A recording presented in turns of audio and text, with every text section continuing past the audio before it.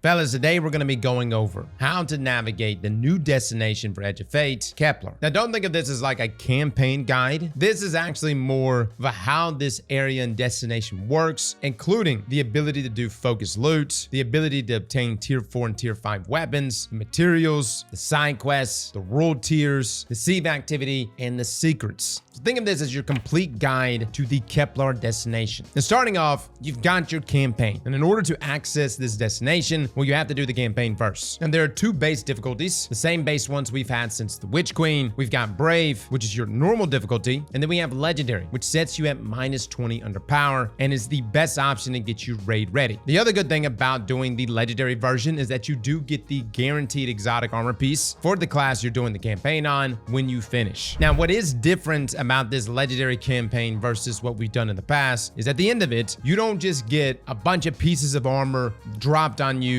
bringing you to whatever light level. A lot of us assumed it was going to be 200 at the end of it. Now, when Bungie says you're going to be raid ready, what they mean by that is that the legendary drops are just higher throughout the campaign. And therefore, you will get drops that will bring you over level 100 by the end of it. And to do contest mode for the raid, you simply have to be level 100. Now, during and after the campaign, you're going to become very familiar with the new Kepler exclusive abilities. Those being Matter Spark, the Relocator Cannon, Rosetta, and Mattermorph. Now, Matter Spark is your ball ability. That's right, fellas. You could turn into a ball. Now, while in this mode, you could do things like boosts with your right click. You can zap enemies with your lightning, although it doesn't do that much damage. You can even accumulate an ultimate, if you will, which you're going to need to do certain encounters. Now, throughout the campaign, you're going to be just unlocking a handful of upgrades for this ability. And then once you finish the campaign, you will have the ability to activate Matter Spark anywhere, just like a sparrow. I know some of you asking, Cross, why can't I use my sparrow here or my skimmer? Fair point. But have you seen this ball? You can go anywhere, man. And one of the biggest themes of this campaign is finding holes to go inside of. Now, the Relocator Cannon is a new Scorch Cannon-esque relic that fires void projectiles instead, and it weakens. Now, you could use it to do damage, but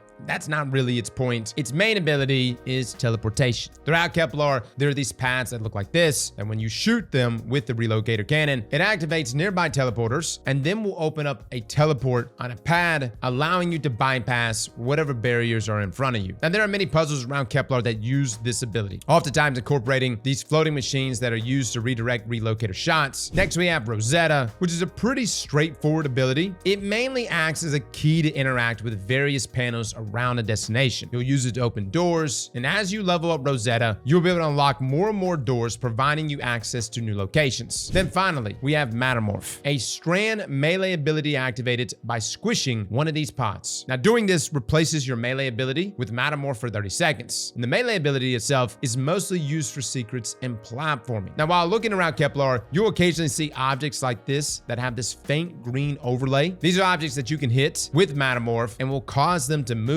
change shape, and normally all it does is that it unblocks the path for you or even reveals puzzle pieces. You can even use it to suspend enemies, which will also unravel them. Now, I know I'm sounding like I'm really upselling these abilities. I've seen your feedback. A lot of you guys don't like any of these abilities, but the reality is that all of these abilities will be necessary to fully discover everything in Kepler, whether you like it or not. And every one of these abilities also have upgrades, which for the most part, you will unlock naturally when progressing through the campaign. However, it's post-campaign, there will be a fourth upgrade to your Matter Spark ability, which you're going to get by completing the associated quests for World Tier, Fabled, and Mythic. But more on World Tiers in just moments. Now, as you progress through the campaign, you're also going to unlock a variety of side quests. These are actually denoted by these blue quest markers on your map, and they'll look like this when you're nearby. Now, they add more to the narrative, acting as interesting side stories and little lore bombs, and each of these will also give rewards upon completion, including gear, destination materials, as well as fated ciphers. Again, these are side quests. As Bungie has mentioned, you don't have to even do them. Despite them having really good lore with them, you can essentially run through the main storyline, and then on your playback through Fabled or Mythic, you can then do the side missions then. Although I will recommend, guys, if you're going to be tackling Fabled and Mythic, you definitely want to be leveled up for it, because man, those difficulties don't mess around. You can check out our leveling guide if you're looking to just bypass things very quickly and get up to snuff and get 200 plus as quickly as you can. I know it's old content, but hey man, it works. works. Now, unlike previous destinations, with Kepler, you will have the option to change the difficulty of your patrol space. These are your world tiers. Now, this will also affect any of the missions that you launch from Kepler. Now, our 4 world difficulties in ascending difficulty are Brave, Legendary, Fabled, and Mythic. Now, as you increase the difficulty of the world, better and better gear will drop. Brave is your standard Destiny difficulty that most are accustomed to, and as such has the lowest level rewards with no additional modifiers or difficulty present. Our reward forecast lists tier 1 Kepler gear with a reward multiplier of ×1. Next, we have Legendary difficulty. This option functions identically to our Legendary campaign difficulty, and this means more aggressive combatants, more shielded combatants. You're also locked at -20 power, and the difficulty scales to your fireteam size. There's also modifiers like Galvanize that are active, which makes combatants harder to stun and gives them more health. Now, being as Legendary is more difficult than Brave, it actually doesn't change the tier of the gear. You see that it's still tier 1 Kepler gear, but your reward multiplier jumps up to ×2. Now, once you've completed the campaign, you can now tackle Fable and Mythic tiers if you wish. Although, again, I don't recommend it. Definitely recommend getting your power up a bit more because the difficulty here spikes significantly. Starting with Fable, this bumps the activity power cap to 150. It also caps you at -30 below combatants. Now, we have the Fable modifier, which has the same description as Legendary, meaning aggressive combatants and a lot of shields. Galvanize is also still applied, and we also gained the Scourge 1 modifiers. Now, Scourge 1 states that combatants with Banes are encountered frequently. A very straightforward modifier. This means you're just essentially going to see a lot more Banes. Finally, this is the last difficulty with the Multiplicity modifier, which is what scales the difficulty to your fireteam size. As this is a pretty significant difficulty bump, our reward forecast improves to match though. At this tier, we start getting access to tier 2 Kepler gear, and our reward multiplier increases to ×3. But then we have our Mythic tier. Let me just say, guys, I did try tackling this, and I was way under leveled. I was like 180, and I was like, let me just see how bad is it. Oh boy, it's rough, man. This tier sets the activity power cap to 200, and it will lock you at 50 power below combatants. Now, it applies the Mythic modifier, which is similar to the Fabled and Legendary modifiers, essentially highly aggressive enemies. Now, as an extra treat, we also lose access to our radar. Lovely. We have 2 modifiers also applied, Galvanize and Scourge 2, which spawns Banes even more frequently. And as stated earlier, Fabled is the last difficulty with the Multiplicity applied, which means Mythic tier Kepler has no fireteam scaling, meaning you probably want to bring a squad, fellas. Now, with this massive difficulty spike, our reward forecast hits its highest scaling. In the Mythic tier, we gain access to tier 3 Kepler gear, and our reward multiplier hits its max. Now, as far as the different modifiers here on these difficulties, this may change weekly, I'm not too sure. Or it could be something set, like Scourge 2 could just be something that's set for Mythic no matter what. The point I'm trying to make is I'm not sure if this is going to get easier or harder, but without a doubt, you definitely want to be leveled for this. Now, the Fabled and Mythic difficulty tiers can also be applied to the weekly mission rotators, which are found over here. You can select Customize in the bottom right, and then select one of these tiers. Now, Fabled lists tier 2 gear as a reward, and the Mythic tier lists tier 3 gear as a reward. However, upon running the Mythic tier, we actually found that you can get up to tier 4 gear. And this was Panda at 200 power when he ran it, and he was getting tier 4 from Mythic. Granted, I don't know if it's just an RNG thing, but just know you can get up to tier 4. Now, with the new destination, we also have access to a new vendor, which for Kepler is the Altar of Relativity. Now, this vendor works a bit differently than what we're used to, and has a lot of things going on with it. Starting up at the very top, we have our Pursuits tab, which offers a variety of tier 4 and tier 5 weapon drops. Now, to obtain these, you must complete a variety of quests or triumphs, and each weapon has their associated requirements listed when hovering over the weapon. Now, these require you to complete quests like Explore Kepler Fabled for the tier 4 hand cannon, and Explore Kepler Mythic for a tier 5 shotgun. Our other 2 weapons are based on specific triumphs. For the tier 4 machine gun, you must complete the triumph 3rd iteration catalyst acquired, that being Somnium Trek and all the secret treasures. Now, for the tier 5 Giver's Blessing auto rifle, you must complete all 33 triumphs under the Edge of Fate title. So it's pretty cool that there's actually direct ways to get a curated role that's tier 4 and tier 5. I'm sure some of you are going to be grinding this out. Next up is our reward tab, which for the very first time has legendary attunement in the destination. You see, this allows us to attune for a specific legendary Kepler destination drop, which will increase the likelihood of that item dropping during Kepler activities. Now, our tab here is focusing, which allows you to focus engrams and specific daily gear using various destination materials. And this will allow you to focus anywhere from tier 1 to tier 3 engrams, with escalating costs for higher tier gear. Now, you also must unlock tier 2 and tier 3 focusing with the Legend Forged and and odd one out triumphs. So again, a lot of push here, guys, to go into your triumph menu, check these out, and actually do them. I, for one, am the type of person that doesn't do a single triumph unless I absolutely have to. Lastly, we have our upgrades and exchange tab, which has a lot of moving parts. First, we have our daily region. This will tell you what material gear focusing is used that day and where it can be found. For example, as of the moment of recording this, the daily region was Exile's Accord and read that all gear focusing use Arcane Mutation found in Exile's Accord. Now, farming materials in the daily region also grants bonus materials of that type. So definitely see what the daily region is and navigate to that to farm those materials. Next, we have reactivate mysteries. Purchasing this will reset the mysteries for whatever daily region is currently active. Now, this will require one of the many types of quantum substance materials. And these materials can be found by killing specific enemies in different zones. Now, if you have one of these materials, you can open the map, then look at your materials by opening the map guide on the left side of your screen, and then hover over a quantum substance, which will then tell you which enemy must be killed to obtain it and where they spawn. Now, I'm assuming that this is going to reset the chest in the region, but I haven't been able to do this yet as there are triumph completions that are still needed.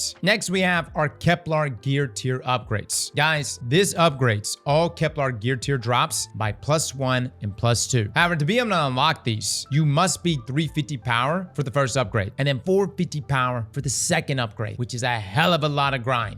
Next, we have a shader that you can buy for a host of destination materials and then a material exchange to turn 50 destination materials in for fated ciphers. Now, speaking of destinations and mysteries, Kepler comes with a whole host of nooks and crannies that are full of different secrets. Among these are destination chests that require a variety of upgrades to unlock, which again, you will unlock most of these naturally as you progress through the campaign. Now, these chests must be found naturally at first. But get this, once you've discovered them the first time, they will appear on the map with a symbol telling you what ability opens them. Now, these chests do drop tier 2 gear when open. That is typically a much higher power level than your current gear. What I would recommend for this, guys, is that if you're trying to farm a specific weapon or a specific armor piece, maybe you've got a particular item that needs that big bump in level, focus that one. Then hit some of the chests, and who knows, you might get lucky. Now, we also have destination materials, which were mentioned in passing earlier. Interestingly enough, each quarter of Kepler has its own designated material. We have phase glass refraction, which can be found in the assimilated easement and the stellar sink. We have Arcane Mutation, which can be found in the Kurtlich Divide, as well as Augur's Bethel. Time Lost Spirit Bloom can be found in the Ionian Campus and the Caldera. And then finally, 9-Touch Relic Iron can be found in the Outer Steps and the Invitation. Now, if these materials look familiar, that's right, man. They're OG materials that we had way back inside of Destiny 1. These materials make up the bulk of your base materials throughout the destination. Now, in our next tier, we have Substrates. These can be found by killing certain enemies that occasionally spawn in certain zones. These are our quantum substances that we mentioned earlier. Now, the Assimilation Scout substance can be obtained from the Assimilation Scouts, which occasionally spawn in the Caldera and the Stellar Sink. The Polis substance is obtained from iterations of Polis, who sometimes show up in the Assimilated Easement and Ionian Campus. The Rule Bearer substance drops from Rule Bearer Shanks, which can be found in the Stacks and the Augur's Bethel. Now, there is a fourth, but at the time of recording this video, I haven't found it. We'll pin a comment down below just in case. Now, finally, we have this special material called Fated Ciphers. These can be found from the secrets around Kepler, as well as a drop chance from enemies. And what Fated Ciphers are used for is for focusing Kepler engrams. So a lot of materials here, guys. There's a gameplay loop, right? It's interwoven. It's used for focusing. Triumphs and everything else are all tied into this. But hopefully this gives you a better idea of where to go if you're farming for something specifically. Now, this takes us to our destination activity, the Sieve. Unfortunately, this entire time, up until this very point,